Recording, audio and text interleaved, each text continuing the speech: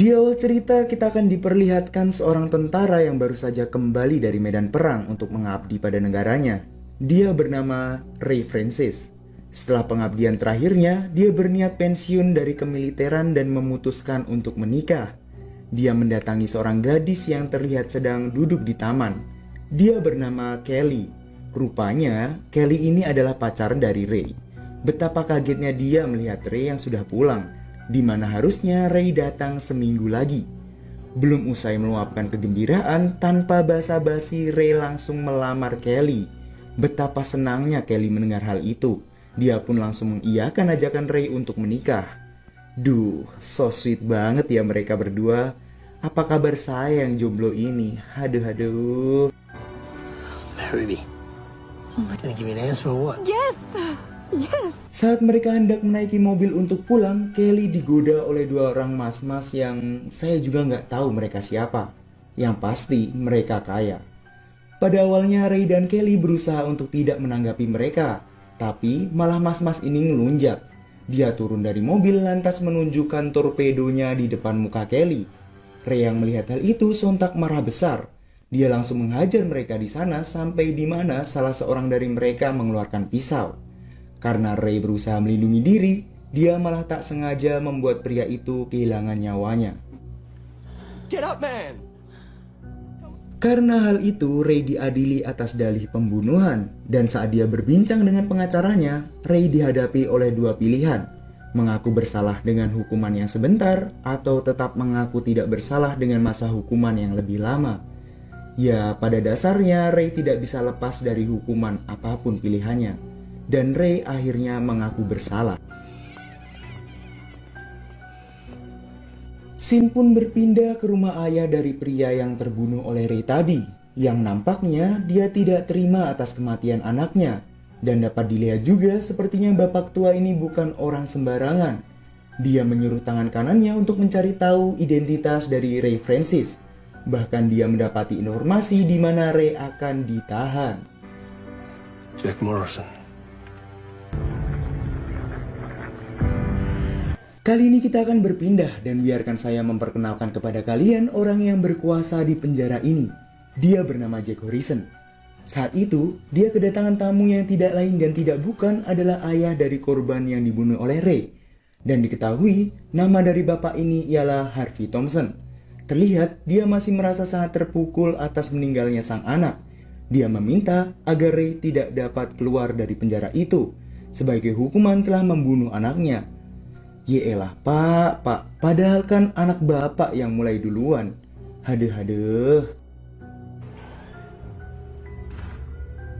Kemudian tibalah hari di mana para narapidana memasuki masa tahanan mereka. Terlihat ada salah seorang sipir yang sedang menyambut para tahanan baru. Dia bernama Rico. Di sini mereka diperintahkan untuk membuka baju untuk melakukan pemeriksaan. Namun nampaknya Rico tidak begitu menyukai Ray karena beberapa kali dia membangkang. Baru beberapa hari di sana Ray langsung mendapat sambutan hangat dari penghuni penjara yang lain. Hampir mereka berkelahi, namun seorang ketua geng bernama Mazen dan kelompoknya datang untuk membantu Ray. Hingga seorang opsir penjara datang untuk mengkondisikan situasi di sana.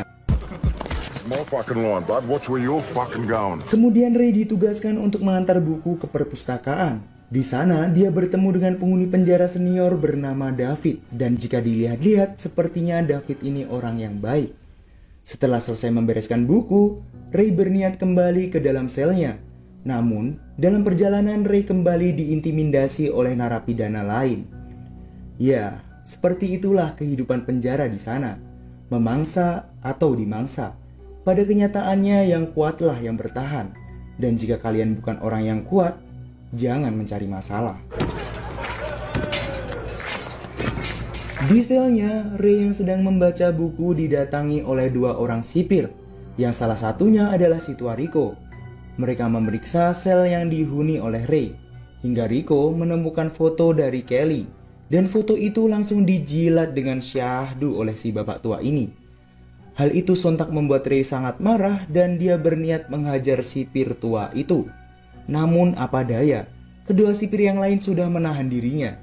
Rico membuat Ray semakin marah dengan merobek foto itu tepat di depan wajah Ray.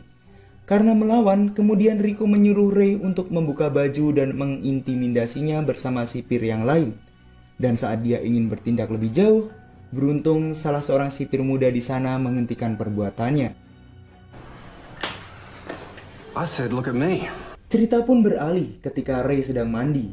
Dia kembali mendapatkan perlakuan yang kurang mengenakan, di mana ada seorang narapidana tinggi besar yang menyukai junior milik si Ray dan menyuruh Ray jongkok untuk mengasah pedangnya. Dan ya, kalian tahulah apa yang terjadi. Pria aneh itu langsung mendapatkan salam bogem dari Ray. Hari pun berlalu, kembali Ray bertemu dengan David di perpustakaan. Mereka berbincang dan di sini kita tahu kenapa David bisa dipenjara seumur hidup. Itu dikarenakan 15 tahun lalu David melakukan perampokan dan telah menewaskan seorang penjaga dan polisi. Namun adiknya harus tewas dalam aksi itu.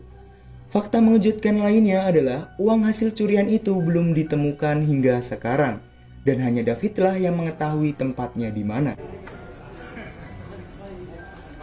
Di tengah perbincangan antara David dan Ray, Rico datang dan berkata kepada Ray jika dia kedatangan tamu.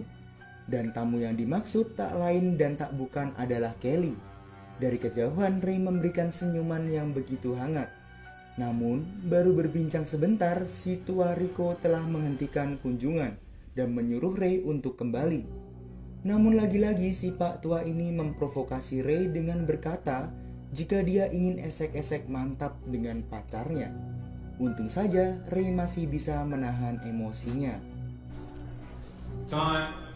Come on, man. Sekarang kita diperlihatkan Ray yang sedang membersihkan kamar mandi. Lagi dan lagi Ray kembali terlibat perkelahian. Dan di setiap Ray sedang terlibat masalah, pasti si tua bangka Rico datang untuk memperkeruh suasana. Tapi kali ini, Jack yang memang membenci Ray dan memiliki tujuan khusus serta urusan pribadi, datang bersama para sipir dan mulai menyiksa Ray. Di sisi lain, kepala sipir di sana merasa ada yang tidak beres karena setiap ada Ray pasti ada keributan dan para bawahannya pasti terlibat di sana. Dia akhirnya memperingati Rico dan salah satu rekannya. Jack yang mendengar hal itu akhirnya berniat menyingkirkan segala sesuatu yang menghalangi rencananya. You come and see me. Yes, boss. Lalu ketika salah seorang napi sedang bersih-bersih, dia menemukan sipir berpangkat 1 yang menentang perbuatan Rico telah tewas. Walaupun di film tidak dijelaskan, tapi saya tahu pasti si tua Rico dan rekannya lah yang telah melakukan pembunuhan itu dan sengaja menjebak seorang narapidana untuk dikambing hitamkan. Oh iya, di sini saya mau sedikit ngejelasin nih. Jadi, di penjara itu ada 2 geng besar, yaitu geng yang dipimpin oleh Mazen dan satu lagi geng yang menjadi lawan mereka, yang kita sebut aja kelompok Freedom. Di sini, Ray sedang berbincang santuy dengan David. Namun, dari kejauhan Mazen and the gang nampak tidak suka dengan sikap Ray akhir-akhir ini. Mereka pun menghampiri Ray dan berkata padanya untuk memikirkan baik-baik kemana dia akan memilih. Don't you look at me, white piece of khara. Cerita pun berpindah ke Ray, David, dan seorang pria yang pernah berkelahi dengan Ray. Di sana, saat sedang membersihkan badan, tiba-tiba anak buah dari Mazen datang dan langsung menusuk pria yang sedang bersama Ray dan David itu. Yang ternyata, pria itu adalah anggota dari geng Freedom. Siangnya, Ray menemui kelompok itu untuk memberikan klarifikasi. Ray persetan apakah mereka mau percaya atau tidak bahwa sebenarnya bukan dialah pelakunya, melainkan kelompok Mazen yang telah membunuh rekannya. Setelah menjelaskan semuanya, Ray langsung meninggalkan tempat itu. Namun jika saya lihat lagi, kelompok Freedom nampaknya sedikit yakin dengan perkataan Ray dan mulai mencurigai Mazen sebagai dalang pembunuhan itu. Sampai tibalah waktunya kunjungan kedua untuk Kelly. Namun di sini dia malah mendapatkan perlakuan tidak wajar dari para sipir. Kelly dipaksa untuk melepaskan seluruh pakaiannya dengan alasan pemeriksaan. Kelly terpaksa melakukan apa yang Rico perintahkan agar bisa bertemu dengan Ray. Ray yang mengetahui hal itu tentunya sangat marah, namun dia belum bisa berbuat apa-apa. Bruh, take it off. Kemudian Ray dipanggil ke sel milik Mazen. Di sana, Mazen marah besar karena Ray menolak ajakannya untuk bergabung ke kelompok yang dia pimpin. Karena hal itu, Mazen sekarang bersekongkol dengan si tua Rico. Bahkan Mazen mengancam membunuh orang terdekat Ray seperti David dan pacarnya Kelly. Akhirnya, kesabaran Ray pun sudah habis. Dia langsung menghajar dua sipir itu. Karena hal itu juga, Ray harus mendekap di sel tahanan khusus yang gelap dan dingin. Di sana dia diperlakukan layaknya hewan. Selama beberapa minggu di sana, Ray sudah menjadi seperti orang gila.